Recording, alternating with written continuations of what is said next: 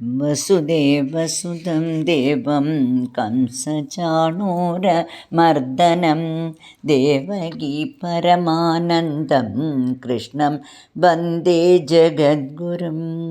ജഗദ്ഗുരുവായ ഭഗവാൻ ശ്രീകൃഷ്ണന് നമസ്കാരം. ഭഗവത്ഗീത 14-ാം അധ്യായം ഗുണത്രയ വിഭാഗ യോഗത്തിലെ 3-ാമത്തെ എപ്പിസോഡാണ് ഇത്. ഇവിടെ ഈ അധ്യായത്തിലെ 20 മുതൽ 27 വരെയുള്ള ശ്ലോകങ്ങളുടെ അർത്ഥം നമുക്ക് മനസ്സിലാക്കാം. ഭഗവാൻ അർജുനന് ത്രിഗുണങ്ങളെക്കുറിച്ചുള്ള അറിവാണ് നൽകുന്നത്. പ്രകൃതി ജീവാത്മാക്കൾക്ക് നൽകുന്ന സത്വരജ തമോ ഗുണങ്ങളിൽ സത്വഗുണമാണ് ഏറ്റവും ശ്രേഷ്ഠമെന്നും അത് ആത്മോന്നതിക്ക് സഹായിക്കുന്നു എന്നും മറ്റ് 2 ഗുണങ്ങളും ആത്മാവിനെ തളർത്തുന്നവയാണ് എന്നും ഉപദേശിച്ചു. അതുകൊണ്ട് തന്നെ സത്വഗുണത്തിനെ വളർത്താനും തമോ ഗുണങ്ങളെ വർജിക്കാനും നാം ശ്രമിക്കണം. ഇതിനെ മനസ്സിലാക്കിക്കൊണ്ട് ഗുണങ്ങളെ നിയന്ത്രിക്കാൻ പഠിച്ച് രജോ ഗുണങ്ങളെ വർജിച്ച് സത്വഗുണത്തിൽ എത്തിച്ചേർന്ന് സത്വഗുണ സമ്പന്നനാകണം. അങ്ങനെ ആയിക്കഴിഞ്ഞാൽ പിന്നെ സത്വഗുണത്തിനെയും മറികടക്കണം എന്ന് ഭഗവാൻ പറഞ്ഞു തന്നു. കാരണം അല്ലെങ്കിൽ സത്വഗുണത്തിൽ സുഖം, സന്തോഷം, ശാന്തിക്ക് വേണ്ടി വീണ്ടും നാം കർമ്മം ചെയ്തുകൊണ്ട് ഭൂമിയിൽ തന്നെ ഇരിക്കാൻ ആഗ്രഹിക്കും. അതിനാൽ സത്വഗുണത്തിനെയും മറികടന്ന് ഗുണാതീതനാകണം എന്ന് ഭഗവാൻ ഉപദേശിച്ചു. തുടർന്ന് അർജുനൻ ചോദിക്കുന്നു, എങ്ങനെ ഗുണാതീതനാകാൻ സാധിക്കും? ഭഗവാൻ പറയുന്നു, മാം ചയോ വ്യഭിചാരേണ ഭക്തിയോഗേന സേവതേ സഗുണാൻ സമതീത്യൈതാൻ ബ്രഹ്മഭൂയായ കൽപ്പതേ.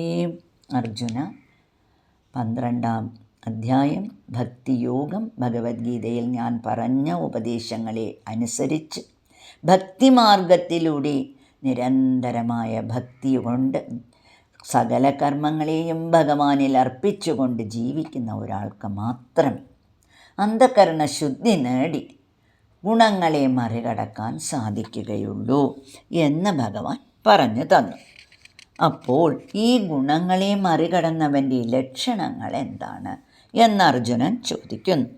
പ്രകാശം ച പ്രവൃത്തിം ച മോഹമേവ ച പാണ്ഡവ ന ദ്വേഷ്ടി സംപ്രവൃത്താനി ന നിവൃത്താനി കാംക്ഷതി. അർജുന, സത്വഗുണത്താലുണ്ടാകുന്ന അറിവ്, പ്രകാശം ഇവയാലോ രജോ ഗുണത്താലുണ്ടാകുന്ന തീരാത്ത ആഗ്രഹങ്ങളാലോ തമോ ഗുണത്താലുണ്ടാകുന്ന അജ്ഞത, അലസത ഇവയാലോ ഒരാൾ ചലിക്കാതെ ഇരിക്കുകയും എന്നാൽ ഇവയൊന്നും പ്രവർത്തിക്കാതിരിക്കുമ്പോൾ അവയെക്കുറിച്ച് ചിന്തിക്കാതെ ഇരിക്കുന്നവനുമാണ് ഗുണാതീതൻ എന്ന് ഭഗവാൻ പറയുന്നു.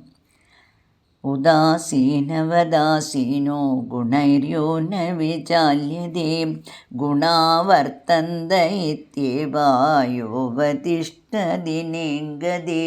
അങ്ങനെയുള്ളവൻ ഇതെല്ലാം ഗുണങ്ങളുണ്ടാക്കുന്ന വികാരങ്ങളാണ് എന്നറിഞ്ഞുകൊണ്ട് ഇളകാതെ സമചിത്തനായി ഇരിക്കുന്നു.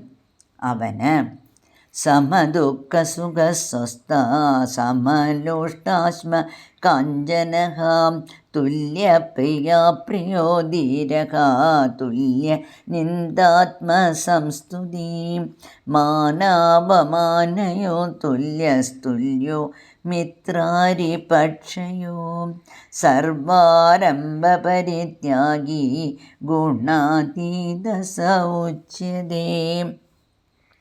ഗുണാതീതനായി കഴിഞ്ഞ ഒരാൾ അവന് ദുഃഖമെന്നോ സുഖമെന്നോ പ്രിയമെന്നോ അപ്രിയമെന്നോ നിന്ദയെന്നോ സ്തുതിയെന്നോ ഉള്ള ഒരു വ്യത്യാസവും അവനില്ല. അവന് സ്വർണവും മൺകട്ടയും എല്ലാം ഒരുപോലെയാണ്. അവന് മാനമെന്നോ അപമാനമെന്നോ ശത്രുവെന്നോ മിത്രമെന്നോ ഉള്ള വ്യത്യാസമില്ലാതെ എല്ലാ കർമ്മങ്ങളെയും കർമ്മഫലത്തെ പ്രതീക്ഷിക്കാതെ സമചിത്തനായി മനസ്സ് ഭഗവാനിൽ അർപ്പിച്ചുകൊണ്ട് ജീവിക്കുന്നവനാണ് ഗുണാതീതൻ എന്ന് വ്യക്തമായി വ്യക്തമായി ഈ ശ്ലോകങ്ങളിലൂടെ ഭഗവാൻ അർജുനന് മനസ്സിലാക്കി കൊടുക്കുന്നു. ഇങ്ങനെ ഗുണാതീതനായവന് ഞാൻ എൻ്റേത് എന്ന സ്വാർത്ഥ ചിന്തകളോ കാമ്യ ചിന്തകളോ അഹങ്കാരങ്ങളോ ഇല്ലാതെ എല്ലാവരിലും ഒരേ ആത്മചൈതന്യമാണ് പ്രകാശിക്കുന്നത് എന്ന അറിവ് തെളിഞ്ഞ് കിട്ടിക്കഴിഞ്ഞു അവന്. അതുകൊണ്ട് ഭഗവാൻ പറയുന്നു, പ്രപഞ്ചത്തിൻ്റെ അപൂർണതയിൽ നിന്ന് ബ്രഹ്മം എന്ന പൂർണ്ണതയിലേക്ക് എത്താൻ ഒരേ മാർഗം ഭക്തിയോഗം തന്നെയാണ്. നിരന്തരമായ ഈശ്വര സ്മരണയോടും അർപ്പണഭാവത്തോടും ഉള്ള ധാർമ്മികമായ കർമ്മങ്ങൾ കൊണ്ട് അന്ധകരണശുദ്ധി നേടി ഗുണാതീതനായി അക്ഷയമായ അമൃതത്തിൻ്റെയും നിത്യാനന്ദത്തിൻ്റെയും ഇരിപ്പിടമായ പരമാത്മാവിലെത്താൻ ജീവാത്മാവിന് സാധിക്കും എന്ന് പറയുന്നു. ഇവിടെ 14-ാം അധ്യായം ഗുണത്രയ വിഭാഗത്തിലെ ഭഗവാന്റെ ഉപദേശങ്ങൾ പൂർണ്ണമാകുന്നു. ഭഗവാന്റെ ഉപദേശങ്ങൾ തുടർന്ന് കേൾക്കാൻ കാത്തിരിക്കാം. നാരായണ അഖില ഗുരു ഭഗവൻ നമസ്തേ.